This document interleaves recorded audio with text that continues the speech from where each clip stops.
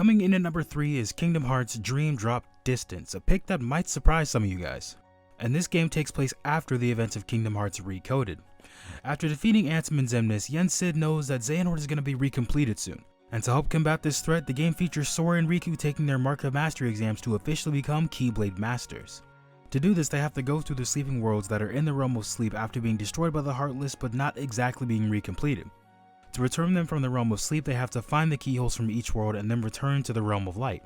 However, along the way, Sora ends up in the hands of the organization and almost becomes a vessel for Xehanort and almost falls to the darkness. Then Riku has to go through and save him, which results in Sora losing all of his powers and failing the exam while Riku becomes the next Keyblade Master. Now, this pick might be a surprise to some, but there's honestly a ton of things to love about this game. The first thing is its gameplay. It's a Birth by Sleep style game, meaning it's an action RPG, but also features the command deck system. But instead of having 3 characters to switch between, you only get 2 when you play as Sora and Riku.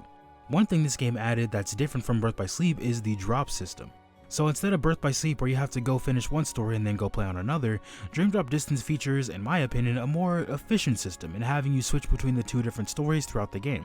And I've seen people criticizing that system because it could happen whenever, even during boss fights, and I would agree with those people if the game didn't provide you with one essential item, the Drop Me Nots. These items make sure you don't drop when it's inconvenient for you and give you more than enough time to do whatever it is you want to do. With these items, you could theoretically play through most of the game on one story and then go to the next. Also, this game has one of the coolest ways of getting around with flow motion. It gets nerfed in Kingdom Hearts 3, but in Dream Drop Distance it was such a flashy and smooth way of getting around, kind of like the Kingdom Hearts version of parkour. And in turn, that added some new and maybe overly exploitable moves to the combat.